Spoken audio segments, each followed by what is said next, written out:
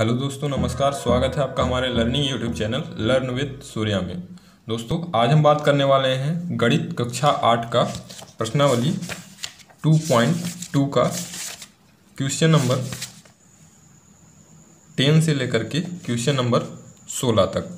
तो इसके पहले के वीडियो में 2-3 वीडियो हमने बनाया हुआ है, जिसमें प्रश्नावली 2 वीडियो में प्रश्नावली 2.2 का पूरा क्वेश्चन नंबर 1 से लेकर क्वेश्चन नंबर 9 तक आपको अच्छी तरीके से बताया और समझाया गया है। तो अगर वो वीडियो आपने नहीं देखा है तो पहले जा करके वो सारा वीडियो देख लीजिए, क्योंकि ये सारे क्वेश्चन ऊपर से नीचे तक सारे रिलेटेड क्वेश्चन ही हैं। तो अगर ऊपर वाले क्वेश्चन आपसे नहीं बनते हैं तो नीचे वाले क्वेश्चन आपसे नहीं बन पाएंगे। इसके पहले के वीडियोज़ में हमने पार्ट 1 का प्रश्नावली 1 प्रश्नावली 2 दोनों बताया हुआ है। तो अगर वो वाला वीडियो आपने नहीं देखा है तो सबसे पहले वो सारी वीडियो आप देख लीजिए, उसके बाद आगे का स्टार्ट करते हैं।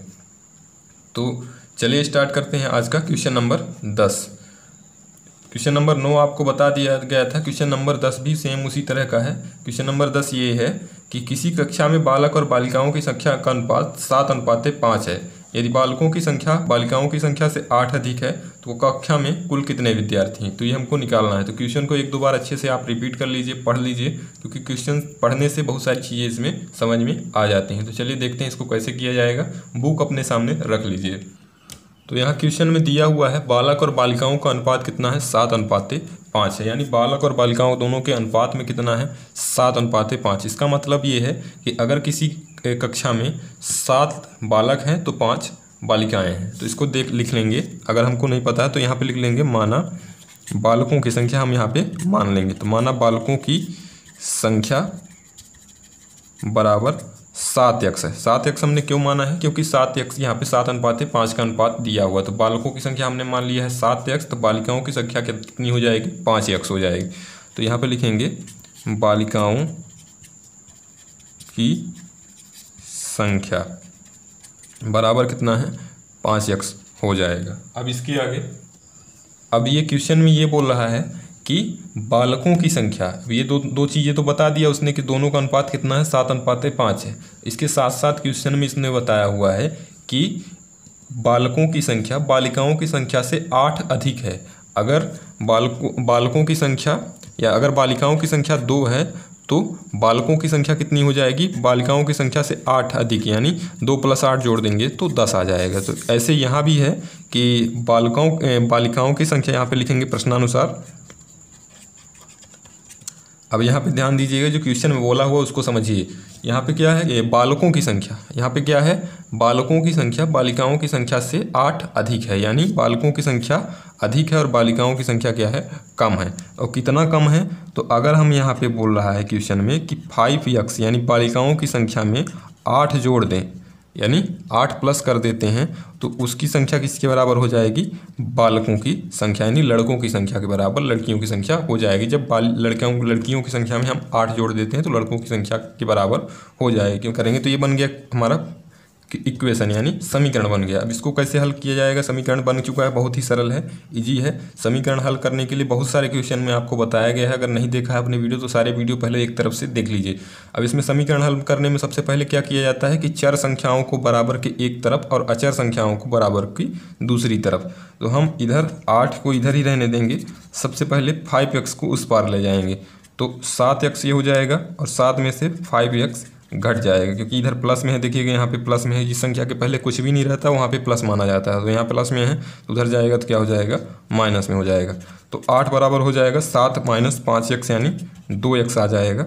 अब यहाँ पे देखेंगे हमको, अब इधर 2x लिखा हुआ है, यानी इसमें क्या है कि 2 जो है अचर है और x क्या है, चर संख्या है। तो अचर संख्या को हमको इस पार लाना है, इधर सिर्फ x हमको बचाना है। तो यहाँ पे 8 तो वैसे ही रहेगा। अगर 2 इस पार लाएंगे तो यहाँ 2x का मतलब क्या हुआ है कि 2 में x का गुणा है। तो 2 में x का गुणा है यानी 2 गुणा में है, तो इस पार आके क्या हो जाएगा, बटे में यानी भाग में हो जाएगा। तो इधर बचेगा सिर्फ x और 2 इधर आकर के क्या हो गया, भाग में। अब इसको हम काटेंगे तो 2 × 1 = 2 और 2 × 4 = 8 यानी 4 आ गया। यानी x बराबर यहाँ पे कितना आ रहा है, x बराबर 4। ये हमारा समीकरण का हल आ गया, यानी x का मान आ गया। अब सिंपली हम इसको करके यहाँ पे रख करके बालक और बालिकाओं की संख्या निकाल सकते हैं। कैसे निकालेंगे, तो अगर हमको निकालना है बालकों की संख्या, यहाँ पे प्रॉपर लिख दीजिएगा बालकों की संख्या। हमने कितना माना था शुरू में, बालकों की संख्या 7x। तो यहाँ पे लिखेंगे 7x। अब 7 तो वैसे ही रहेगा, x की जगह पे हम x का मान यानी 4 रख देंगे, तो 7 गुणे 4 यानी 7 चौक 28। तो बालकों की संख्या हो जाएगी कितनी, 28। अब निकालना है बालिकाओं की संख्या। तो बालिकाओं की संख्या बराबर कितना हमने माना हुआ था, 5x माना हुआ था, तो यहाँ पे हम रखेंगे 5x। ठीक है, अब यहाँ पे क्या करेंगे, 5x की जगह पे x का मान रखेंगे, तो x का मान आया हुआ कितना, 4, तो x की जगह पे 4 रख दिए, तो 5 चौक 20 आ जाएगा, यानी बालिकाओं की संख्या कितनी आ गई, 20। यानी बालकों की संख्या 28 और बालिकाओं की संख्या 20 यानी 20। अब अगर यहाँ पे देखेंगे तो जो क्वेश्चन में बोल रहा था कि बालकों की संख्या बालिकाओं की संख्या से 8 अधिक है, तो अगर यहाँ पे देखेंगे तो बालिकाओं की संख्या 20 आ रही है और इस बालकों की संख्या कितनी आ रही है, 28 आ रही है। यानी क्वेश्चन को हमारा ये आंसर सेटिस्फाइड करता है, तो हमारा ये सही है। सिंपल हमको यहाँ पे इतना क्वेश्चन में ध्यान देना है कि हमको समीकरण कैसे बनाना है। एक बार समीकरण बन गया तो उसके बाद हल करना बहुत ही आसान हो जाता है। बालक और बालिकाओं की संख्या का अनुपात दिया हुआ था 7:5, तो बालकों की संख्या का हमने मान लिया है 7x और बालिकाओं की संख्या को मान लिया है 5x। अब फिर ये बोल रहा है क्वेश्चन में कि बालकों की संख्या बालिकाओं की संख्या से 8 अधिक है, तो बालिकाओं की संख्या में हम 8 जोड़ देंगे तो बालिका की संख्या के बराबर हो जाए, बालकों की संख्या के बराबर हो जाएगा। ध्यान देना, कभी आप हमेशा ऐसा बोला जाएगा आगे के क्वेश्चन में भी, तो जो ज़्यादा रहेगा उसमें नहीं जोड़ देना कि बालकों की संख्या ऑलरेडी 7x है तो हम इसमें 8 जोड़ दें तो बराबर आ जाए इसके, नहीं, ऐसा नहीं करना है। हमेशा जो कम रहेगा उसमें जोड़ना है और जो उसके बराबर में जो ज़्यादा वाली संख्या रहेगी उसको रख देना है। तो इसको ऐसे कर लिया जाएगा। अब चलिए देखते हैं नेक्स्ट क्वेश्चन, यानी क्वेश्चन नंबर 11। क्वेश्चन नंबर 11 है कि बाईचुंग के पिताजी उसके दादाजी से 26 वर्ष छोटे हैं और उससे 29 वर्ष बड़े हैं।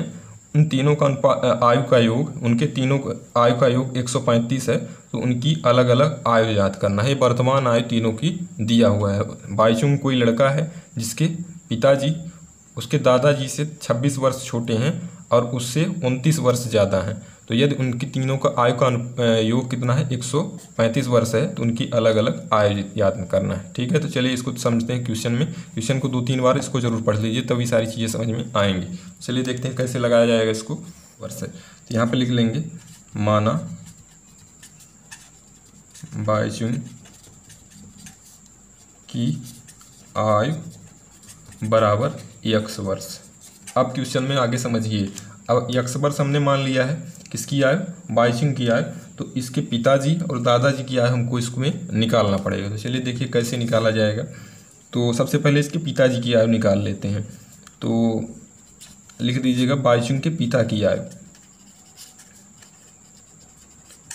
तो पिता की आयु क्वेश्चन में अगर देखिएगा, किताब में देखेंगे तो आपको क्वेश्चन में लिखा हुआ है कि बाईचुंग की आयु से 29 वर्ष अधिक है उनके पिता की आयु। तो अभी बाईचुंग की आयु कितनी है, x वर्ष है, तो x से 29 वर्ष अधिक हो जाएगी उसके पिता की आयु, यानी x + 29 वर्ष आ गई किसकी आयु, बाईचुंग के पिता की आयु। और दादाजी की आयु देख लेते हैं।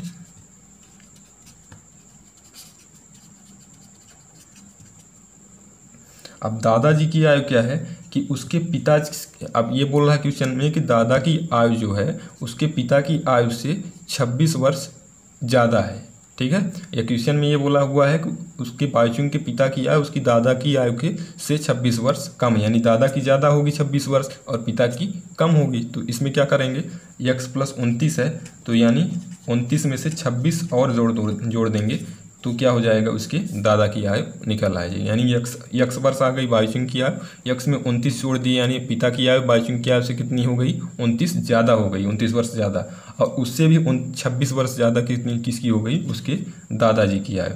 तो ये हो गई तीनों की आयु हमने मान लिया, यानी तीनों की आयु इतनी हो गई। x वर्ष बाईचुंग की, पिता की आयु x + 29 और उसके दादा की आयु x + 29 + 26। अब देखिए प्रश्नानुसार क्या बोला हुआ क्वेश्चन में। तो क्वेश्चन में ये बोला हुआ है कि तीनों की आयु का योग, यानी तीनों की आयु का योग का मतलब क्या है कि तीनों को आयु का अगर हम जोड़ देते हैं तो कुल मिलाकर के आ जाता है 135 वर्ष। यानी तीनों की आयु को हम जोड़ देते हैं तो कितना आता है, 135 वर्ष। तो चलिए तीनों की आयु को जोड़ देते हैं, तो तीनों की आयु को जोड़ेंगे तो x + 29, x बाईचुंग की हो गई, ठीक है, और x + 29 हो गई उसके पिताजी की आयु, और दादा की आयु कितनी है, x + 29 + 26, और तीनों को आयु का योग क्वेश्चन में ऑलरेडी बताया हुआ है कितना है, 135। तो ये बराबर में हम रख दिए 135। अब सिंपली हम क्या करेंगे कि अचर संख्याओं को जोड़ेंगे और चर संख्याओं को। तो सबसे पहले चर संख्याओं को जोड़ लेते हैं। यक्स यक्स यक्स, 3 यक्स जुड़ गए तो यानी कितना आ गया 3 यक्स। जब भी कभी यक्स और यक्स जोड़ेंगे तो कितना आ जाएगा 2 यक्स आ जाएगा। ऐसे ही यक्स में से 4 यक्स जोड़ेंगे तो ये आ जाएगा 5 यक्स। ठीक है, तो इस तरह का आपको ध्यान में रखना कैसे आता है। तो यक्स और यक्स जुड़ गया तो कितना यक्स आ गया 3 यक्स आ गया। अब इसके साथ और जोड़ लेते हैं अचर संख्याओं को, यानी 29, 26 और 26, तीनों को जोड़ लेते हैं तो कितना आ जाता है। तीनों को जोड़ने पे आ रहा है 84 यानी 84 आ रहा है। तो इतना आ गया। अब बराबर में 135 है तो 135 वैसे ही रहेगा। अब चलिए इसको आगे करेंगे कैसे किया जाएगा। तो अगले स्टेप में हम क्या करते हैं कि 3 यक्स को इधर ही रखते हैं और 84 का करते हैं पक्षांतरण। पक्षांतरण करने का नियम ये होता है कि जब भी पक्षांतरण करेंगे तो माइनस प्लस में रहेगा तो उस पार जा करके माइनस में हो जाएगा। तो 135 तो ये ऐसे ही रहेगा, 84 प्लस में है इधर तो उधर जाकर क्या हो जाएगा माइनस में हो जाएगा। तो 135 माइनस 84 तो 3x बराबर हो जाएगा। अब 135 में से 84 घटा देंगे तो ये 5 में से 4 घटा तो कितना आ गया 1, और 13 में से 8 घटा तो कितना आ गया 5 यानी 51 आ गया। अब फिर से अब क्या करेंगे कि 3 का पक्षांतरण करना है। तो 3 यहाँ x के साथ गुणा में है तो उस पार जाएगा तो क्या हो जाएगा भाग में हो जाएगा। तो यहाँ पे बचेगा सिर्फ x और इधर 51/3। क्यों हो गया बटे 3, क्योंकि इधर इसमें इस पार में क्या था गुणा में था, इस पार में जाकर क्या हो जाएगा भाग में हो जाएगा। तो इसको काट देंगे, 3 एक कम 3 तो ये हो जाएगा 3 एक कम 3 2 बचेगा, 3 सते 21 यानी अब हमारा आ गया है x का मान। x का मान आ रहा है कितना 17। ठीक है, x का मान कितना आ गया है 17। तो x का मान आ गया है तो तीनों को हम यहाँ पे रखेंगे और तीनों का मान निकाल लेंगे। तो कैसे निकालेंगे चलिए चेक कर लीजिए कैसे निकाला जाएगा। तो सबसे पहले हम निकालते हैं 22 की आय। तो 22 की आय, 22 की आय हमने शुरुआत में माना हुआ था कितना x वर्ष। तो x वर्ष है तो x रख दिए और x बराबर कितना आया हुआ है हमारा 17। तो 17 वर्ष हो जाएगी इसकी आय, किसकी 22 की आय। अब उसके पिता की आयु देख लीजिए कितना आता है। तो पिता की आयु बराबर, अब पिता की आयु हमने कितना माना था x + 29। तो x + 29 यानी x में 29 जोड़ देना है। तो x का मान कितना आया हुआ है 17 आया हुआ है। तो 17 में 29 क्या करेंगे जोड़ देंगे और ये आ जाएगा 9 7 16 2 1 3 1 4 यानी 46 वर्ष। 46 वर्ष आ गई किसकी पिता की आयु। अब एक चीज़ और बचा हुआ है, किसकी आयु दादा की आयु। तो दादा की आयु निकाल लीजिए। दादा की आयु हमने कितना माना था x + 29 + 26 यानी पिता की आयु में से 26 वर्ष ज़्यादा। तो पिता की आयु ऑलरेडी यहाँ पे 46 वर्ष आ गया तो हम यहाँ पे रखेंगे 46 और उससे 26 वर्ष ज़्यादा यानी 26 वर्ष और ज़्यादा कर दिए। तो ये हो जाएगा 6 6 12 और 4 2 6 1 7 यानी 72 वर्ष किसकी आ जाएगी आयु, दादा की आयु आ जाएगी 72 वर्ष। और तीनों की आयु आ गई। कितना कितना आया हुआ है 22 की आयु कितनी आई हुई है यहाँ पे देखेंगे तो 17 वर्ष, और पिता की आयु उसके 46 वर्ष और दादा की आयु कितनी आ गई है 72 वर्ष। अब इसको चेक करना है कि हमारा सही आया हुआ है या गलत आया हुआ है। तो हम तीनों की आयु को जोड़ेंगे और तीनों को आयु को जोड़ने पर अगर 135 आ रहा है तो मतलब हमारा जो निकाला हुआ आंसर है वो क्या है सही है। तो तीनों की आयु एक बार चेक कर लीजिए, करना नहीं इसको, आप चेक करना चाहें तो कर सकते हैं ऐसे। तो 17 + 46 + 72 तीनों को ऐड कर देंगे 6 2 8 8 7 15 हासिल एक आ गया, 4 1 5 और 5 7 5 12 1 13 यानी 135 वर्ष आ रहा है। यहाँ पे देखेंगे तीनों का आयु को पहले से बताया हुआ था 135 वर्ष, तो वही हमारा आ रहा है। तो इसको आप ऐसे से कर सकते हैं। तो तीनों की वर्तमान आयु आ गई। तो इस तरीके से इसको बड़ी आसानी से किया जा सकता है। समझ में अगर नहीं आया इतना पोर्शन आप फिर से एक बार फिर से देखिएगा, इतना देखेंगे तो सारी चीज़ें समझ में आ जाएंगी। अब चलिए देखते हैं अगला वाला क्वेश्चन नंबर 12। क्वेश्चन नंबर 12 है 15 वर्ष बाद रवि की आयु उसकी वर्तमान आयु से 4 गुना हो जाएगी यदि रवि की वर्तमान आयु क्या है। तो 15 वर्ष बाद क्या क्वेश्चन में लिखा हुआ है 15 वर्ष बाद रवि की वर्तमान आयु उसकी अभी जितनी आयु है उसकी 15 वर्ष बाद उसकी आयु अभी की वर्तमान आयु से 4 गुना ज़्यादा हो जाएगा। तो अभी की वर्तमान आयु रवि की निकालना है। तो चलिए देखें कैसे इसको निकाला जाएगा। तो इस क्वेश्चन में देखेंगे तो क्वेश्चन में क्या लिखा हुआ है कि रवि की वर्तमान आयु अभी की 15 वर्ष बाद उसकी आयु की 4 गुनी हो जाएगी। मतलब जो अभी दिया हुआ है कि अब हम क्वेश्चन में देखेंगे तो इसमें सबसे पहले क्या करेंगे, माना रवि की वर्तमान आयु x वर्ष है, यानी रवि की वर्तमान आयु को हमने क्या मान लिया है, x वर्ष। अब 15 वर्ष बाद इसकी आयु निकाल लेंगे, तो 15 वर्ष बाद की आयु, तो 15 वर्ष बाद की आयु कितनी हो जाएगी, अभी जैसे x है तो 15 वर्ष बाद हो जाएगा x प्लस 15 वर्ष, यानी जितना अभी है उसमें से 15 वर्ष और जोड़ देंगे। तो ये हो गया उसकी 15 वर्ष बाद की आयु की। अब चलिए देखते हैं, इसमें प्रश्न में लिखा हुआ है कि 15 वर्ष बाद उसकी आयु, मतलब 15 वर्ष बाद उसकी आयु कितनी हो जाएगी, अभी की आयु की 4 गुनी हो जाएगी। यानी अभी उसकी आयु कितनी है, x वर्ष है वर्तमान आयु, तो 15 वर्ष बाद यानी x प्लस 15 हो जाएगी। अब इसका कितना गुना हो जाएगा, 4 गुना, यानी इसका x का 4 गुना इसके x प्लस 15 के बराबर है। तो हम इसमें क्या कर देंगे, 4 का गुना, यानी 4x बराबर कितना हो जाएगा, x प्लस 15। तो ये बन गया क्या हमारा समीकरण। अब इसको हल कैसे किया जाएगा, तो सिंपल है इसको हल करना। सबसे पहले हम क्या करेंगे, x का पक्षांतरण इस पार करेंगे, यानी इसको x चर संख्या है तो चर संख्या को हम इस पार लाएंगे, तो 4x है, 4x वैसे ही रहेगा, x इधर प्लस में है इस पार आएगा, यानी पक्षांतरण होगा तो क्या हो जाएगा, माइनस में हो जाएगा, और बराबर कितना आ जाएगा, 15। तो 4x माइनस x बराबर 15, तो 4x में से x घट जाएगा तो कितना बचेगा, 3x बचेगा, और ये हो जाएगा कितना, 15। तो अब x 3 का पक्षांतरण करेंगे, तो 3 का उधर पक्षांतरण करेंगे, इधर प्लस गुणा में है, यानी 3x का मतलब क्या है कि 3 के साथ x क्या है, गुणा में है, तो उस पार जाएगा तो क्या हो जाएगा, भाग में हो जाएगा, तो 15/3 आ जाएगा। अब इसको हल करेंगे तो कट जाएगा, 3 एक कम 3, 3 पचे 15, यानी तो x बराबर यहाँ पे आ गया है 5, यानी अभी की आयु कितनी आ गई उसकी, x बराबर 5 आ गया है, तो मतलब हम वर्तमान आयु उसकी निकाल सकते हैं। तो चलिए देखिए, x का मान अगर 5 आ गया है तो उसकी वर्तमान आयु कैसे निकालेंगे। तो यहाँ पे हम क्या करेंगे कि उसकी वर्तमान आयु निकालने के लिए सबसे पहले यहाँ पे देखिए, शुरू में हमने क्या माना हुआ है, रवि की वर्तमान आयु x माना हुआ है, तो यहाँ पे लिख देंगे रवि की वर्तमान आयु बराबर x, और x का मान क्या हुआ है, 5 आया हुआ है, तो यही उसकी क्या हो जाएगी, वर्तमान आयु 5 वर्ष हो जाएगी। ठीक है, तो ये आ गया आंसर। अगर 15 वर्ष बाद उसकी आयु निकालना होगा तो इसमें क्या कर देंगे, 15 जोड़ देंगे, तो 15 वर्ष बाद की आयु बराबर, क्योंकि क्वेश्चन में निकालना नहीं है, लेकिन अगर आपको निकालना है तो उसको आप ऐसे करके इसमें 15 जोड़ करके निकाल सकते हैं। तो 15 वर्ष बाद उसकी आयु कितनी हो जाएगी, 20 हो जाएगी, जो उसकी वर्तमान आयु का 4 गुना है, क्योंकि 5 में 4 का गुणा करेंगे तो 5 और 20। तो इस तरीके से हमारा क्वेश्चन हल हो जाएगा। सिर्फ यहाँ पे हमको ध्यान देना, बहुत ही ईजी है, ज़्यादा कठिन नहीं है।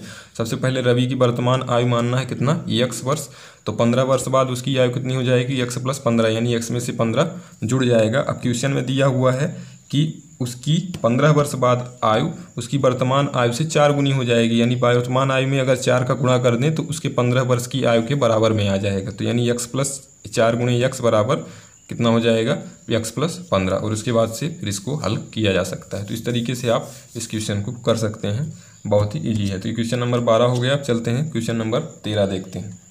तो क्या है, क्वेश्चन नंबर 13 है, एक परिमेय संख्या को 5/2 से गुणा करके 2/3 से जोड़ने पर -7/12 परिणाम प्राप्त होता है, तो वह संख्या निकालनी है। तो सबसे पहले परिमेय संख्या क्या होती है, परिमेय संख्या ये होती है ऐसी संख्याएं जिनको p/q के रूप में लिखा जा सके, तो वो संख्याएं क्या कहलाती हैं, परिमेय संख्याएं कहलाती हैं। तो चलिए देखते हैं इसको कैसे किया जाए। क्वेश्चन को 1-2 बार आप फिर से पढ़ लीजिए तो सारी चीज़ें समझ में आ जाएंगी। क्वेश्चन में क्या करना है कि 5/1 संख्या लेनी है और उसमें से 5/2 का गुणा करके 2/3 जोड़ देना है, और बराबर में आएगा कितना, -7/12। इस तरह से हमारा समीकरण बन जाएगा। तो चलिए देखिए कैसे किया जाएगा इसको। तो सबसे पहले हम परिमेय संख्या मान लेते हैं। तो आपको पता है कि परिमेय संख्या को p/q के रूप में लिखा जाता है। तो यहाँ पे लिखेंगे माना परिमेय संख्या p/q है। हमने p/q क्या मान लिया है, परिमेय संख्या, क्योंकि परिमेय संख्या को p/q के रूप में ही लिखा जा सकता है। आप x/y या a/b कुछ भी मान सकते हैं इसको, तो हमने माना हुआ है p/q। अब इसमें क्या करना है कि इसमें गुणा करना है, कितना गुणा करना है, 5/2 का गुणा करना है। तो परिमेय संख्या में 5/2 का गुणा करने पर, तो यहाँ पे लिख दीजिए 5/2 का गुणा करने पर, तो कितना हो जाएगा, पी बटे क्यू में 5/2 का गुणा करेंगे तो 5/2 गुणे पी बटे क्यू, तो आ जाएगा ऊपर ऊपर का गुणा हो जाएगा तो 5p/2q ये आ जाएगा इसका दोनों का गुणा। अब इसमें क्या करना है, 2/3 इसमें अभी जोड़ना भी है, तो 2/3 जोड़ने पर किसमें जो संख्या हमने बनाई हुई है इसमें 2/3 जोड़ना है। 2/3 जोड़ेंगे तो 5/2 p/q प्लस 2/3। अब ये हो गया। अब यहाँ पे लिखेंगे प्रश्नानुसार।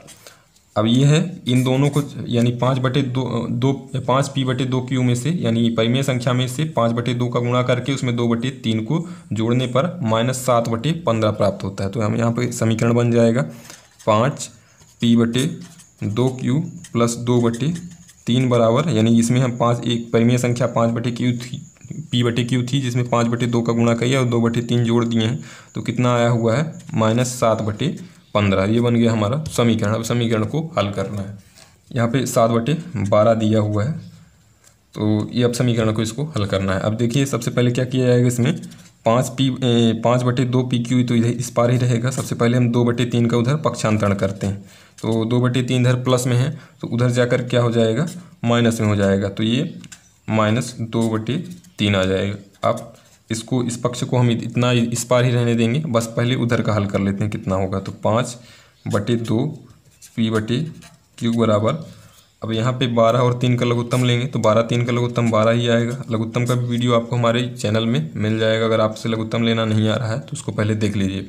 तो ये हो जाएगा। अब 12 में से भाग देंगे 1 का, तो भिन्न का जोड़ घटाना गुणा भाग सारा वीडियो आपको हमारे चैनल में मिल जाएगा। तो सबसे पहले वहाँ से जा करके देख लीजिए, उसके बाद ही आगे का आप कर पाएंगे।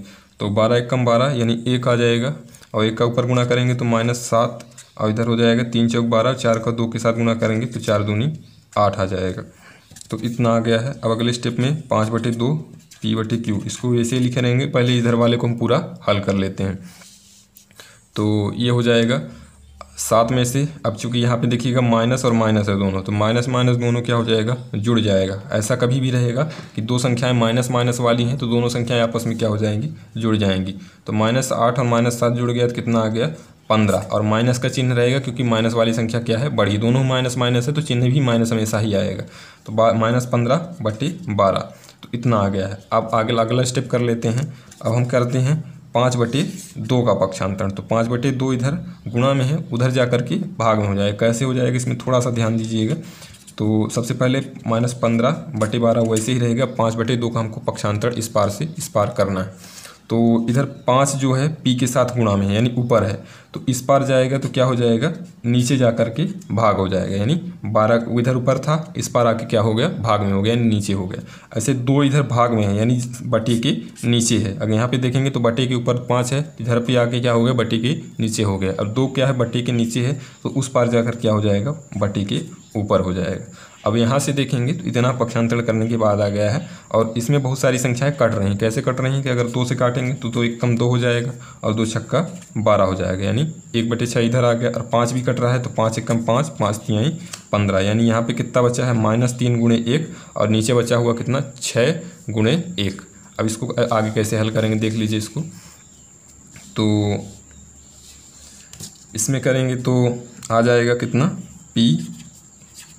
p/q बराबर हो जाएगा -3 × 1 और 6 × 1। एक स्टेप और हम बढ़ा रहे हैं, वैसे एक स्टेप में ही कर सकते हैं, डायरेक्ट गुणा कर देंगे तो भी आ जाएगा। तो अब हम इसको पहले एक स्टेप और बढ़ा लेते हैं। तो p/q बराबर कितना हो जाएगा, -3 का 1 में गुणा करेंगे। अच्छा एक चीज़ और ध्यान दीजिएगा कि यहाँ भी कट रहा है, 3 से ये 6 कट रहा है, तो 3 1 कम 3 काट दिए, 3 दूनी 6 काट दिए, तो एक कितना ऊपर बचा, 1 × 1 यानी -1, और नीचे कितना बचा हुआ है, 2 × 1 यानी 2। तो संख्या क्या आ गई, p/q बराबर -1/2, और यही क्या होगी, वो परिमेय संख्या होगी। क्योंकि हमने क्या माना था शुरू में, p/q बराबर, परिमेय संख्या क्या माना हुआ था, p/q, और p/q का मान कितना आ रहा है, -1/2, तो यही क्या हो जाएगी, परिमेय संख्या। तो यहाँ पे लिख देंगे, अतः परिमेय संख्या बराबर p/q बराबर -1/2 होगी, और यही क्या हो जाएगा, इसका आंसर हो जाएगा।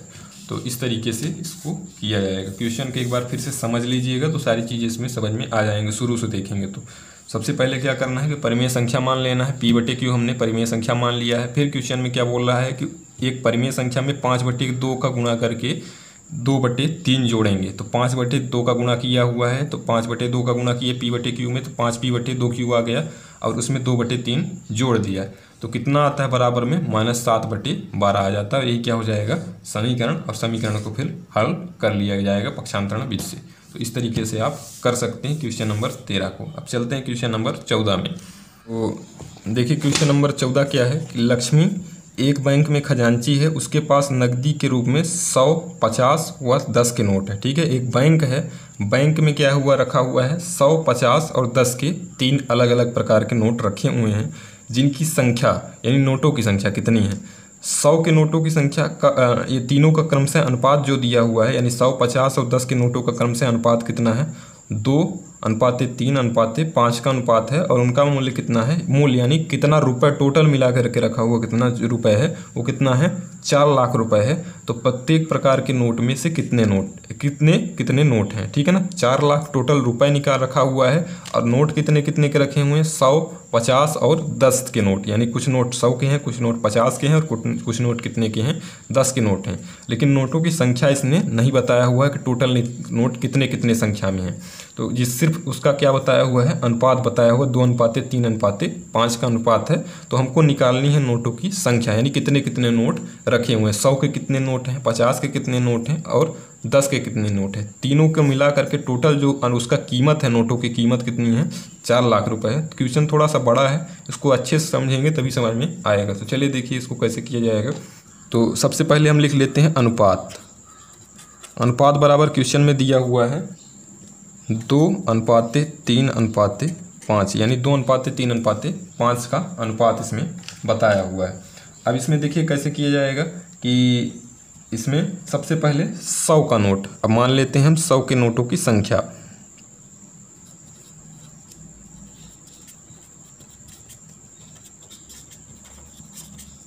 इसको ध्यान से देखेंगे तभी समझ में आएगा। तो 100 के नोटों की संख्या हम क्या मानेंगे 2x मानेंगे, क्योंकि अनुपात कितना दिया हुआ है 2x दिया हुआ है। तो हमने मान लिया कितना है 2x, ठीक है। तो ये सिर्फ संख्या है, ठीक है ना। 100 की नोटों कितने नोट हमारे पास हैं 2x नोट है 100 की। अब इसका मूल्य निकालेंगे, तो मूल्य कैसे निकालेंगे इसको थोड़ा सा समझिएगा कि अगर हमारे पास 100 के 2 नोट हैं, ठीक है, 100 के नोट कितने हैं 2 हैं। अब इसका मूल्य निकालना हुआ, यानी कितना रुपए हो जाएगा 100 के 2 नोट का मिला करके, तो 100 के 2 नोट है तो मतलब 200 रुपये है, ठीक है। तो ऐसे ही 100 के 2x नोट हैं, तो नोटों का मूल्य 100 के नोटों का मूल्य कितना हो जाएगा, तो मूल्य निकालेंगे 100 के नोट का, तो 2x में से 100 का गुणा कर देंगे। जैसे हमको हमारे पास 5 नोट हैं 100 के और उसका मूल्य निकालना है, तो 5 में से 100 का गुणा कर देंगे तो 500 रुपये आ जाएगा, है ना। तो ऐसे यहाँ पे 2x नोट हैं 100 के, तो दोनों का मूल्य निकालना है, तो 2x गुणे कितना हो जाएगा 100 हो जाएगा, ये मूल्य हो जाएगा। तो गुणा करेंगे तो 100 का गुणा 2 में हो जाएगा तो कितना आ जाएगा 200x इसका रुपए में आ जाएगा, ठीक है ना। इतने रुपए हैं 100 के कितने रुपए हैं 100 के नोटों के रुपए टोटल मिला करके कितने हैं 200x रुपए हैं और नोटों की संख्या कितनी है 2x। अब सेम यही 50 के नोटों में करेंगे। तो सबसे पहले निकालेंगे 50 के नोटों की संख्या। अनुपात दिया हुआ है 2:3:5 का। तो इसमें क्या करेंगे इस 50 के नोटों की संख्या कितनी हो जाएगी 3x हो जाएगी, क्योंकि यहाँ पे अनुपात 50 का कितना दिया हुआ है 3 दिया हुआ है। तो यहाँ पे हो गया 50 के नोटों की संख्या 3x। तो अब उसी तरह मूल्य निकालेंगे 50 के नोटों का कितना मूल्य है, यानी 50 के मान लीजिए 50 के 5 नोट है, 50 रुपये के 5 नोट है। तो मूल्य निकालेंगे तो कुल मिला कर 55 यानी 250 रुपये हो जाएगा। ऐसे यहाँ पे 50 के नोटों की संख्या कितनी है 3x है, तो इसका मूल्य निकालेंगे तो 3x गुणे 50 हो जाएगा और इसका आंसर आ जाएगा कितना 150x। ये हो गया रुपए, है ना। 50 के नोटों की संख्या 3x है, तो कुल कितना रुपए है 50 के नोटों को बस का छोड़ मिला दिया जाए तो 150x हो गया। अब इसके बाद क्या हम करेंगे 10 के नोटों का संख्या निकालेंगे। तो 10 के नोटों की संख्या, तो 10 के नोटों की संख्या कितनी हो जाएगी, इसका अनुपात दिया हुआ है 5 दिया हुआ है, तो यहाँ पे हो जाएगा कितना 5x। तो मूल्य वैसे ही निकालेंगे फिर से तो मूल्य बराबर कितना हो जाएगा, 10 में से 5 का गुणा कर देंगे। अभी तीनों का सेम प्रोसेस हो रहा है, दो जो पिछला 2 का प्रोसेस किए हैं उसी तरह इसका भी मूल्य निकालेंगे। तो 10 में से 5x का गुणा कर दिए तो कितना आ गया, 50x रुपये आ गए। ठीक है ना, ये रुपये हैं, 50x रुपये इसका मूल्य हो गया किसका, 10 के नोटों का मूल्य। और 50 के नोटों का मूल्य कितना हो गया, 150x। और 100 के नोटों का मूल्य कितना हो गया, 200x। ये तीनों चीज़ें आ गई हैं। अब इसके बाद क्या करेंगे, अब प्रश्नानुसार यानी क्वेश्चन में पहले ही बताया हुआ है कि तीनों का रुपये यानी तीनों को मिला दिया जाए तीनों नोटों का तो 4 लाख रुपए टोटल मिला करके बनता है। तो तीनों का मूल्य हम पहले 100 का नोट मिला लेते हैं। तो 100 के नोट का मूल्य कितना है, 200x है। 50 के नोटों का मूल्य कितना मिला देते हैं, 150x है, तो उसको जोड़ देते हैं। और 10 के नोटों का मूल्य भी निकाल लेते हैं, कितना, 50x।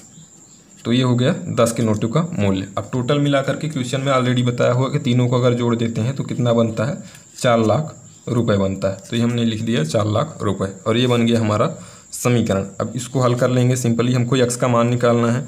तो पहले तीनों को जोड़ देंगे क्योंकि तीनों ही अचर संख्याएँ यहाँ पर दी हुई हैं। तो 200 + 150 + 50 यानी कुल मिला करके अगर जोड़ेंगे तो कितना आ जाएगा, 400x। और 400x उधर कितना रहेगा, 4 लाख रहेगा, तो उसको ऐसे ही लिखा रहने देंगे। अब 400 का पक्षांतरण करेंगे, इधर x है, x के साथ गुणा में है, तो उधर जाकर क्या हो जाएगा, भाग में हो जाएगा। तो 4 लाख बटे 400। अब इसको काट देंगे सिंपली, 2 जीरो कट रहा है, यहाँ से 2 जीरो कट गया, 4 बचा, तो 4 × 4, और यहाँ कितना हो जाएगा, 4 × 4, और 4 जीरो बच रहे थे तो 4 जीरो, 3 जीरो उतार लिए। ठीक है, तो ये कितना आ गया, x बराबर कितना आ चुका है यहाँ पे, 1000, यानी x का मान आ रहा है कितना, 1000।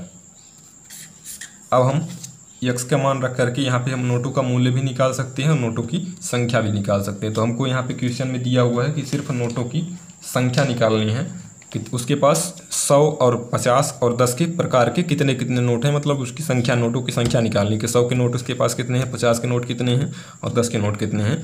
तो हम उसको यहाँ पे रख करके निकाल लेंगे। चलिए निकालते हैं, इसको कैसे किया जाएगा। तो सबसे पहले 100 के नोट की संख्या,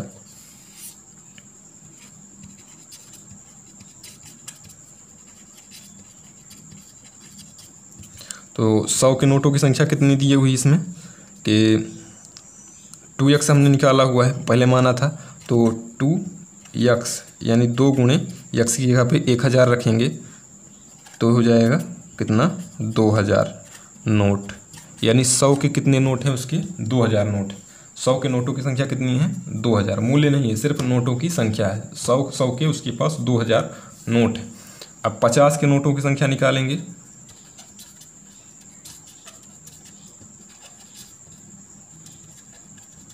तो 50 के नोटों की संख्या हमने यहाँ पे माना था 3x, यानी 3 गुणे 1000 यानी 3000। यानी 50 के नोटों किसके हैं, कितने हैं उसके पास, 50 के नोटों की संख्या कितनी है, टोटल मिला करके 3000 है। अब इसी तरह 10 के नोट निकाल लेते हैं। 10 के नोटों की संख्या, 10 के नोटों की संख्या हमने कितना माना था, 5x माना हुआ है। तो हो जाएगा 5x यानी 5 गुणे 1000। तो 10 के नोटों की संख्या कितनी हो जाएगी, 5000 नोट। ये नोट हैं, रुपए नहीं है, सारे नोट हैं। कितने कितने से 100 के नोट कितने हो गए, 2000 हो गए। 50 के कितने नोट हो गए, 3000 हो गए। और 10 के कितने नोट हो गए, 5000 नोट। तो कुल मिला करके ये आ गया आंसर। नोटों की संख्या ही निकालनी थी, इसकी कीमत नहीं निकालनी थी। लेकिन अगर कीमत आपको निकालनी है तो इसमें 2000 में से 100 का गुणा कर देंगे तो 100 के नोटों की कीमत आ जाएगी। और 3000 में से 50 का गुणा कर देंगे तो 50 के नोटों की कीमत आ जाएगी। और 5000 में से 10 का गुणा कर देंगे तो 10 के नोटों की कीमत आ जाएगी। तो इस तरीके से निकाला जा सकता है। लेकिन अभी क्वेश्चन में सिर्फ इतना ही बोला था कि नोटों की संख्या निकालनी है, तो इस तरीके से निकाल सकते हैं। तो आपको यहाँ शुरू में कितना माना हुआ है, तो इसको वीडियो को पीछे करके एक बार फिर से देखिए और इसको अच्छी तरीके से समझ लीजिए कि इतना पोर्शन कैसे किया जाएगा। उसके बाद तो समीकरण बिल्कुल ईजी है करना।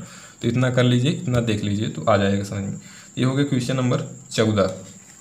अब इसके बाद है क्वेश्चन नंबर 15 और क्वेश्चन नंबर 16। तो क्वेश्चन नंबर 15 और क्वेश्चन नंबर 16 को अगले